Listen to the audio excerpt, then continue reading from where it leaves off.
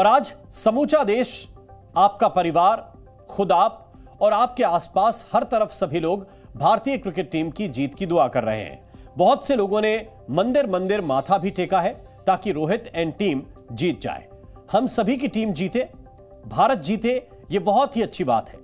लेकिन इसके साथ कुछ और लोग भी हैं जिनको समूचे देश की दुआओं की जरूरत है, और बहुत जरूरत है। ये वो 41 मजदूर हैं जो उत्तरकाशी की सुरंग में फंसे हुए हैं। बीते 8 दिनों से करीब 200 घंटों से जिंदगी की जंग ये लोग लड़ रहे हैं।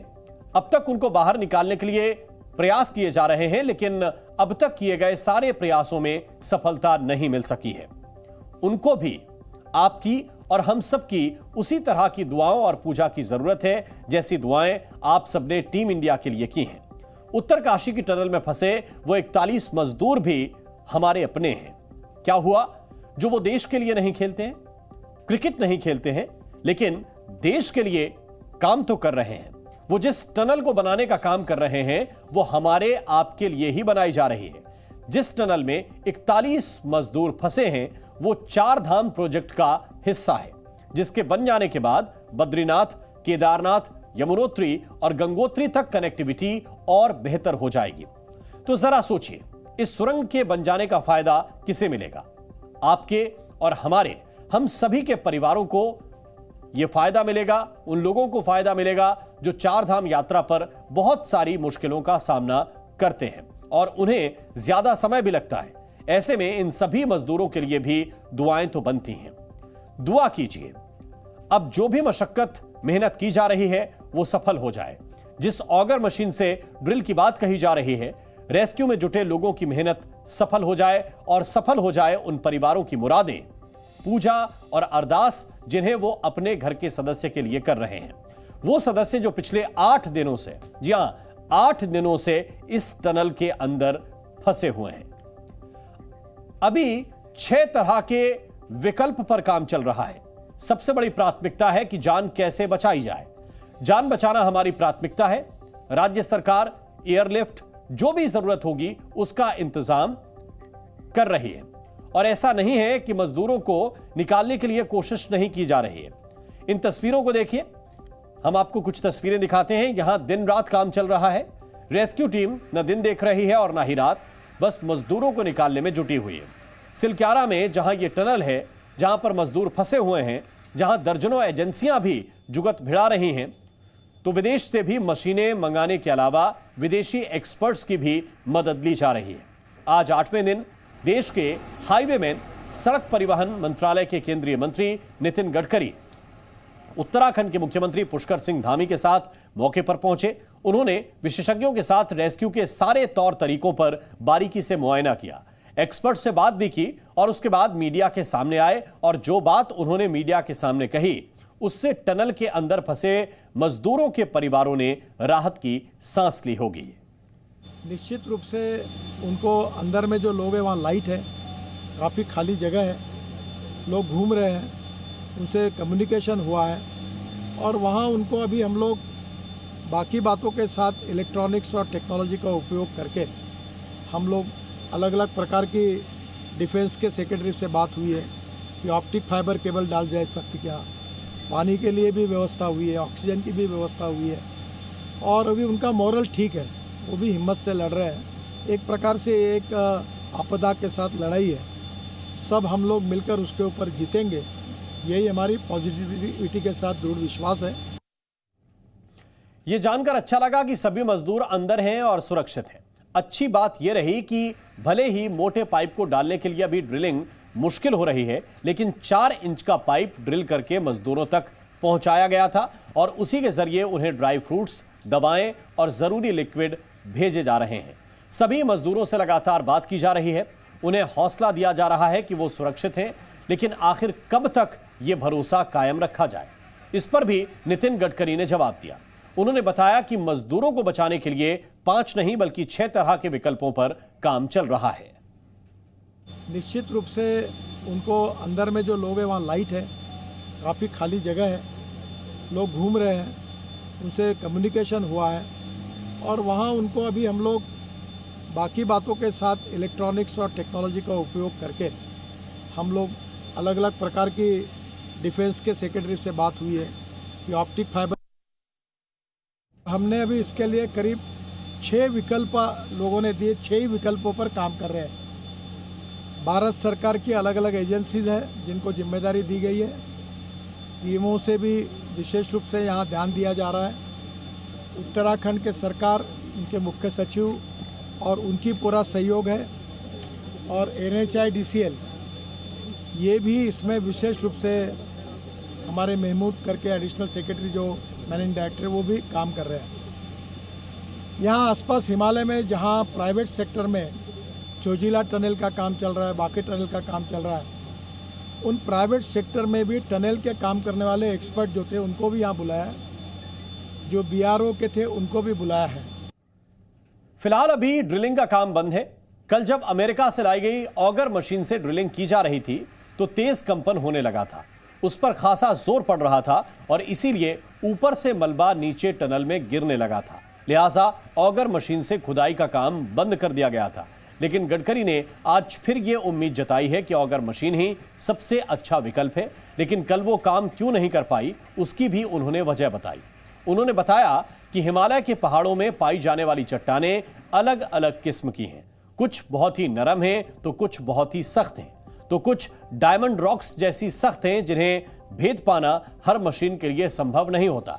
इसके अलावा आशंका इस बात की भी जताई गई है कि मलबा गिरते समय हो सकता है कि कोई बड़ा लोहे का पाइप सुरंग में फंस गया हो और ऑगर मशीन उसी के सामने आ गई हो, जिसे काटना भी काफी मुश्किल हो रहा हो। लेकिन अब दूसरे विकल्पों पर भी काम हो रहा है। जरा सुनिए गडकरी ने क्या कहा है। जो टेरिन है हिमालय का, इसमें एक प्रकार का स्टार्टर नहीं है। जियोलॉजी में अलग अलग रॉक के लिए अलग अलग प्रकार का हार्डनेस होता है, जैसे talc, gypsum, calcite, apatite, orthoclase, spars, corundum, diamond. तो डायमंड सबसे हार्डेस्ट मटेरियल है। यहाँ क्या है कि बीच में सॉफ्ट है, एकदम हार्ड है, तो स्वाभाविक रूप से दिक्कतें बहुत आ रही है। और हमने अभी इसके लिए करीब 6 विकल्प लोगों ने दिए, 6 विकल्पों पर काम कर रहे हैं। तो और क्या क्या हो रहा है, कौन कौन से लोग रेस्क्यू में लगे हुए हैं, इसके बारे में और ज्यादा विस्तार से आपको इस रिपोर्ट के जरिए समझाते हैं।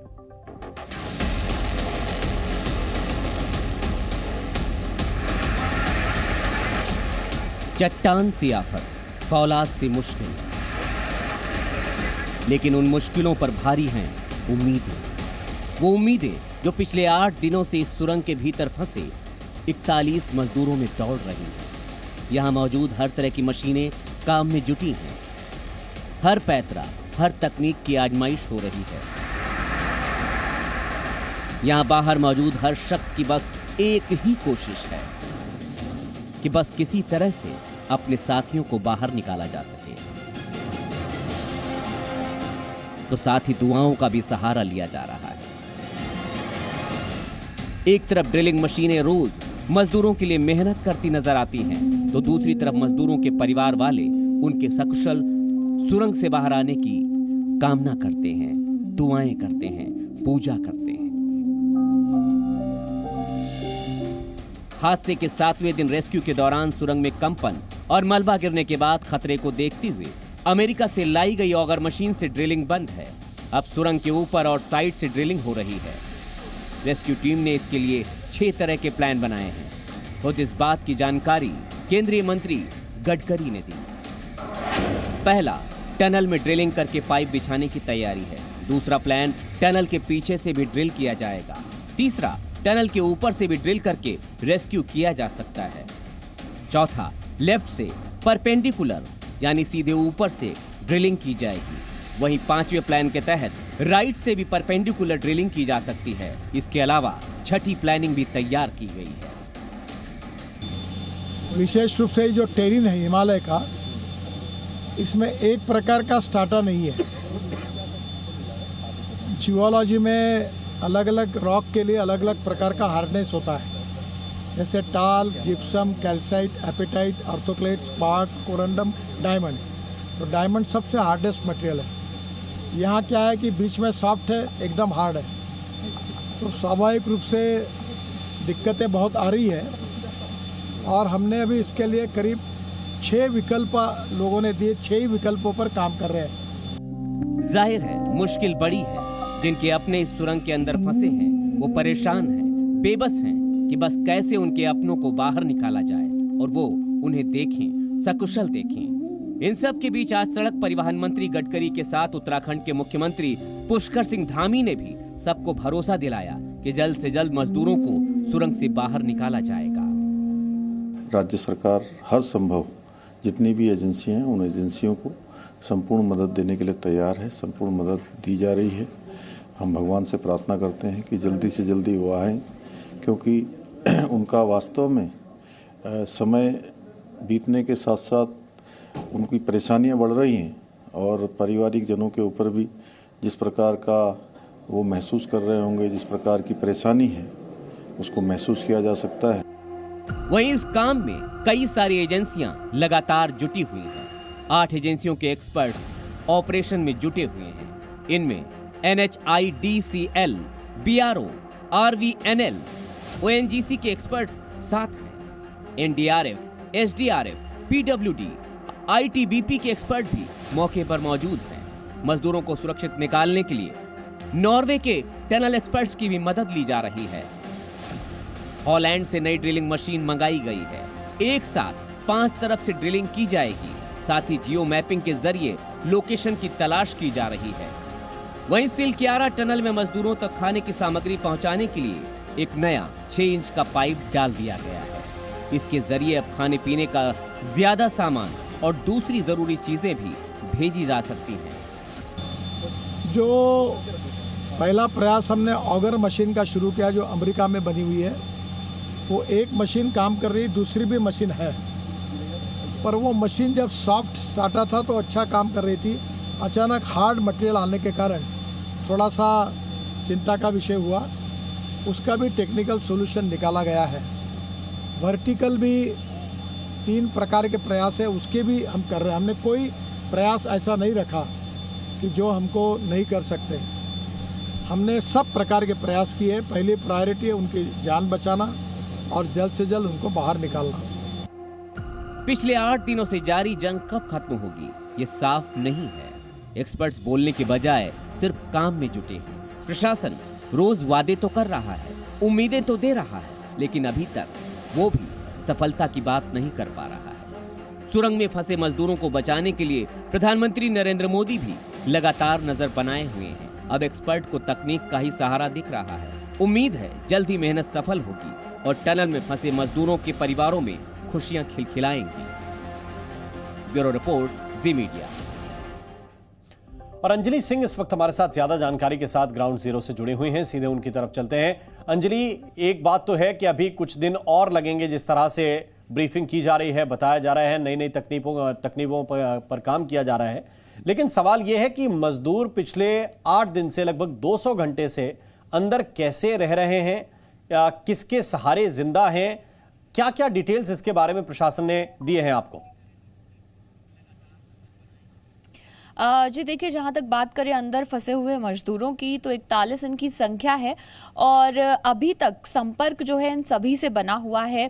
अलग अलग राज्यों के मजदूर हैं तो हर राज्य की ओर से नोडल अधिकारी भी तकरीबन जो है वो यहाँ पर पहुँच गए हैं, जो यहाँ के पर उनके परिवारों के संपर्क में भी हैं। और इसके साथ ही जो उत्तराखंड का, उत्तरकाशी का जो लोकल प्रशासन है उनके संपर्क में भी ये तमाम लोग हैं। रोजाना बात भी करवाई जा रही है परिवारों की। जहाँ तक बात करें उनके स्वास्थ्य की तो उसका भी अपडेट लिया जा रहा है। यहाँ पर एक मनोचिकित्सक भी मौजूद है, एक मेडिकल टीम मौजूद है जो जाके उनसे अपडेट लेती है, उनसे बात करती है, उनकी कोई समस्या है, किसी तरह का डिप्रेशन या हतोत्साहित ना हो इस बात का भी ध्यान रखती है, तो उनका मोराल भी बूस्ट किया जा रहा है।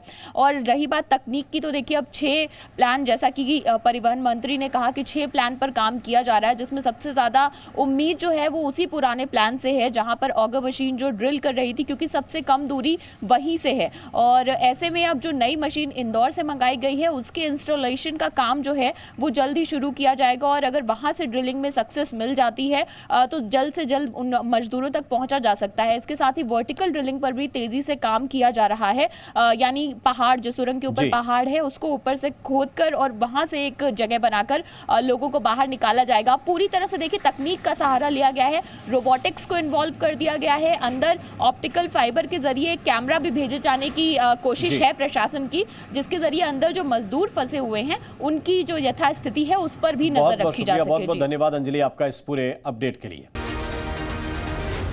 जी न्यूज़।